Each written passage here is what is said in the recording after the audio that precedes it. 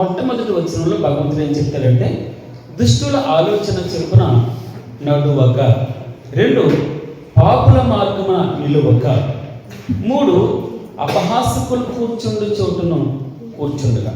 ఏం చేయాలంటే రెండో వచనంలో యాక్చువల్లీ భగవంతుడు మొదటి అధ్యాయము 19వ అధ్యాయము 119వ అధ్యాయము అంటే 3 అధ్యాయాలు, 1, 19, 119, ఈ 3 అధ్యాయాలు కూడా వాక్యానికి ఎంతో ప్రాముఖ్యత ఉంటుందంట.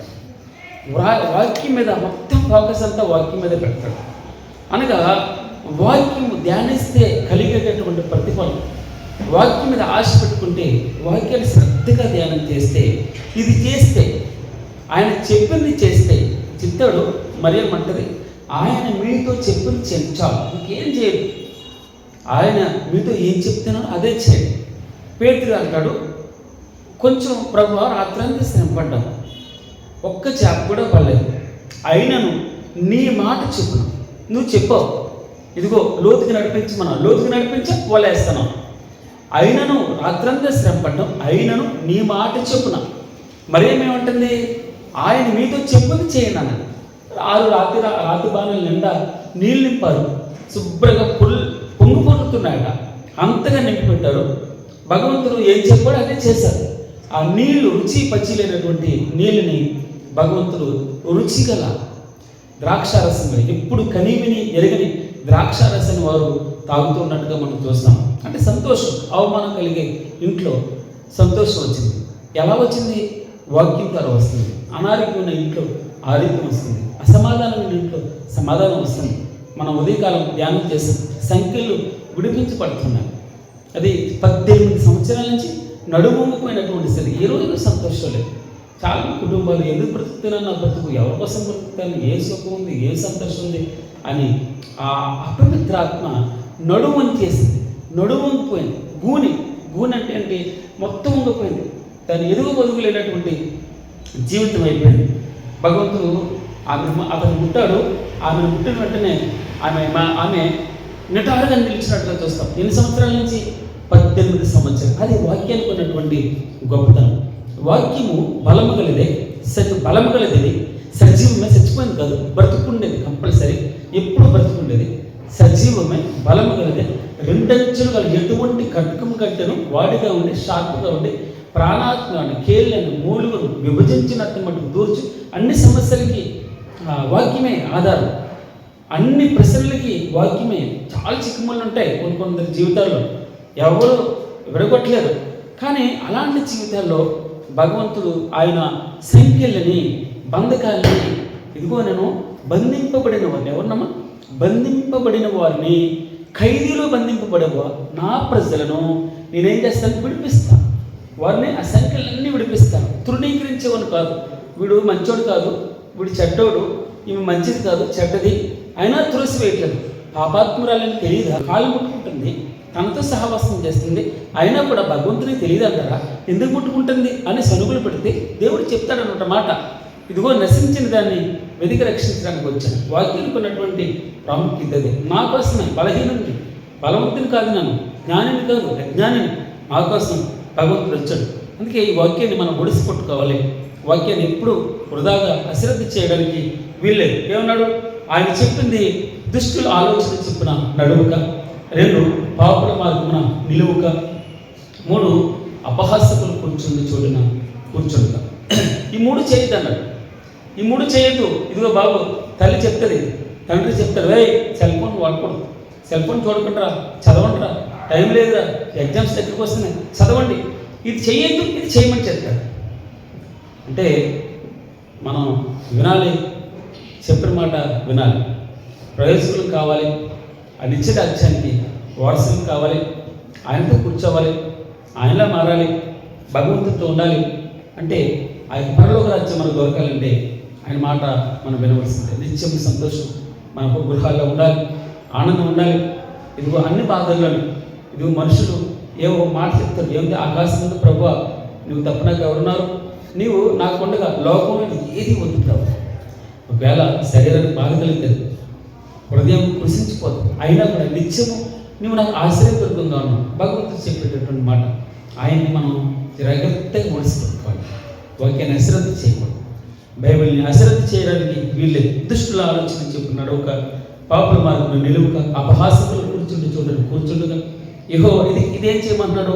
యెహోవా ధర్మశాస్త్రమునందు ఆనందించుచు దివారాత్రం అంటే పొద్దున సాయంత్రం రాత్రి పగలు అంటే కంటిన్యూగా చదువుతూ ఉన్నాం కదా అర్థం.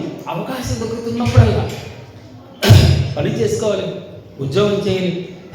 అవకాశం దొరికినప్పుడల్లా యెహోవా ధర్మశాస్త్రమునందు ఆనందించు. ఏదో బలవంతంగా చదవకు. ఎవరో చెప్పమన్నారు కదా, ఈ తలకాయకు ఈ బోరు పడలేకపోతున్నాను, నేను చదువుతానులేమా అని చెప్పేసి వెళ్ళి మనం తలుపు వేసుకుని చదివితే అంత నీకు అది కావాలి, సంతోషం రావాలి. తేనె దొరికినట్టు దొరుకుతుంది, ఇదే బిర్యానీ దొరికినట్టు నీకు దొరుకుతుంది. పరిగెత్తాలి, అలసిపోవాలి, చెమట పట్టే అంతగా. భక్తులు చెప్తారు చెమట పట్టే అంతగా. ఎప్పుడైనా ఇదిగో వాక్యం మనం చదువుతున్నాము, ఎప్పుడైనా అంత అలసిపోవు, దేనికంటే తీగా ఉంది, అసలు లేవలేకుండా ఉంది, ఒక ముద్దేగా అంతవరకు నేను చదవాలి అని ఆశపడుతున్నామా? భగవంతుడు చెప్పాము యెహోవా ధర్మశాస్త్రమునందు ఆనందిస్తూ చదవాలని దేవుడు కోరిక. దివారాత్రము దానిని ధ్యానించేవాడు ధన్యుడు. ఎవడు ధన్యుడు? యెహోవా ధర్మశాస్త్రమునందు ఆనందించుచు దివారాత్రము దాన్ని ధ్యానించేవాడు ధన్యుడు. అప్పుడట అతను కలిగే ప్రతిఫలం చెప్తాడట. అతడు నీటి కాలువల యోరను నాటబడినదై ఆకువాడగా తన కాలమందు ఫలమిచ్చు చెట్టు వలె ఉండను. అతడు చేయదంతే సఫలమగును. ఎంత మంచి మాట అండి. అప్పుడు ఆ వాక్యం చదివితే దివారాత్రము యెహోవాను ఆనందిస్తూ చదివితే ఇదిగో నీటి కాలువల వారు నాటబడిందే వెళ్ళన్నీ ఆ నీటిలో దాన్ని తేనమాట. అది పెట్టగలిగినా కూడా ఏమనుంది అక్కడ? ఇదిగో అతడు నీటి కాలువల యోరను నాటబడినది ఆకువాడుక తన కాలమందు ఫలమిచ్చి చెట్టు వలె నుండును. అతడు చేయదంతే సఫలమగు. ఇర్మీయా గ్రంథంలో రాయబడింది. వెట్టగలిగినను అది ఆ వేసవికాలం వస్తుంది, నీళ్ళు ఉండని ప్రదేశం, అప్పుడు కూడా ఏం భయపడదు. ఇర్మీయా 17వ అధ్యాయము 8వ వచనం. వాడు జలముల యొక్క నాటబడిన చెట్టు వలె ఉండును, అది కాలువల వారును దాని వేలు తరును. వెట్టగలిగినను దానికి భయపడదు. కష్టం వచ్చినా భయపడదు, ఇబ్బంది వచ్చినా భయపడదు. ఎందుకు? అది ఎక్కడ నాటబడింది? వారం నాటబడింది. నీటి కాలువల వారం నాటబడింది. ఆ వాక్యం మీద భగవంతుడి దగ్గర నాటపడ్డావు, భగవంతుడితో ఉన్నావు. ఇప్పుడు ఆయన మనం సొంత రక్షకుడిగా స్వీకరించిన తర్వాత మనం భయపడవలసిన అవసరం లేదు. పెట్టగలిగిన ఈరోజు కరువు వచ్చింది, డబ్బులు లేవు, ఇబ్బంది ఉంది, అనారోగ్యం వచ్చింది, సమస్య వచ్చింది, దేనికి మనం భయపడవలసిన అవసరం లేదు. ఎందుకు తెలుసా? వాడు జలముల యొక్క నాటబడిన చెట్టు వలె ఉండును, అది కాలువల వారును దాని వేలు తనును. వెట్టగలిగినను దానికి భయపడదు, దాని ఆకు పచ్చగా ఉంటుంది. వర్షం లేని సంవత్సరం చింతనుండదు. డబ్బులు లేవు, ఒక నెల డబ్బులు ఉండవు, అప్పుడు ఏం చింతపడదు, భయపడదు. కాపు మానదు, అది కాపు మానదట. ఏమన్నాడు ఇంకా? హృదయం మంచిది. తర్వాత వేరే సబ్జెక్టులకు వెళ్తున్నాం.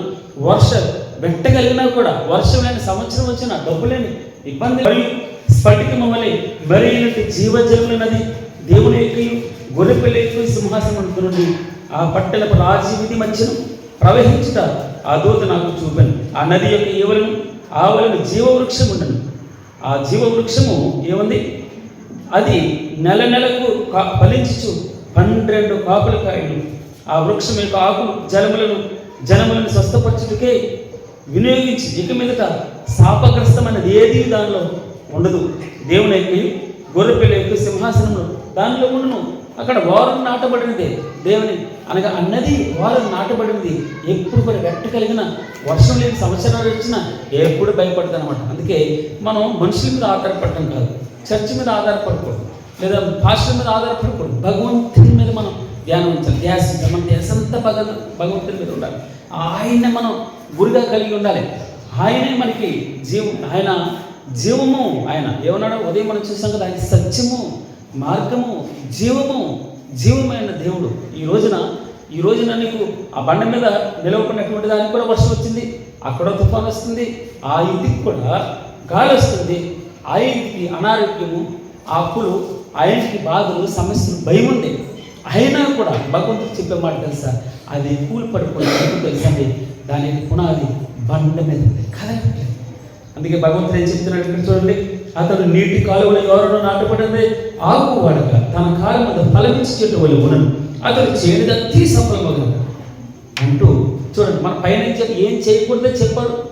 ఇదిగో నువ్వు అక్కడ నిలవబడడానికి వీల్లేదు, అక్కడ నడవద్దు, అక్కడ కూర్చోవద్దు. దుష్టుల ఆలోచన చొప్పున నడవక, పాపుల మార్గమును నిలువక, అపహాస్యములు కూర్చుండి చోటున కూర్చుండక యెహోవా ఏం చేయాలట? యెహోవా ధర్మశాస్త్రమును ఆనందించు దివారాత్రము దానిని ధ్యానించేవాడు ధన్యుడు. ఉపయోగం ఏం చెప్పాడు? అతడు నీటి కాలువల ద్వారాన్ని నాటబడినదే ఆకు వాడక తన కాలువలకు ఫలమిచ్చి చెట్టు వలె ఉంటాడు, పచ్చగా ఉంటాడు. నేనైతే పచ్చని ఒలివ చెట్టు మొక్కలా ఉన్నాను అంటాడు దావీదు. ఏమన్నాడమ్మా? నేనైతే ఒలివ మొక్కలా ఉన్నాను, పచ్చని చెట్టులా ఉన్నాను.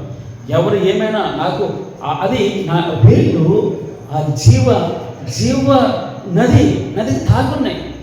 ఆ వేళ్ళు మీకు తెలుసండి, కాలువారని నాటిన చెట్లు ఆ వేళ్ళన్నీ కూడా మా ఇంటి దగ్గర ఉంటాయి. కాలువారనే ఉంటాయి చెట్లు. ఆ వేళ్ళన్నీ నీటిలోకి వెళ్ళిపోతాయి.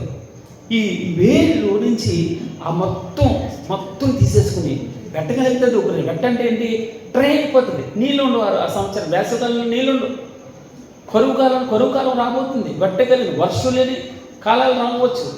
వెట్టగలిగిన అంటే డబ్బు లేకపోయినా, బ్యాంకులో బ్యాలెన్స్ లేకపోయినా, శరీరంలో ఆరోగ్యం క్షీణించిపోయినా, అలసిపోయినా, జీతం రాకపోయినా, ఇబ్బందులు అన్నీ ఉన్నా కూడా భగవంతుడు చెప్పే మాట మనమాట ఆయన ఫలించేవారుగా ఉంటాం. అతడు నీటి కాలువలు వారును నాటబడినది ఆకు వాడుక తన కాలంలో ఫలమించి చెట్టు వలె ఉండను. అతడు చేయడంతే సఫలమను అంటూ 4వ వచనం. దుష్టులు అలాగ ఉండక గాలి చెదరగొట్టు పొట్టు వలె ఉంటుంది. ఏముందమ్మా? దుష్టులు ఏం చేస్తారు? గాలి చెదరగొట్టు పొట్టు వలె ఉంటారు. గాలి చెదరగొట్టు పొట్టు వలె ఉంటారు అంటే దాని అర్థం ఏంటో తెలుసండి?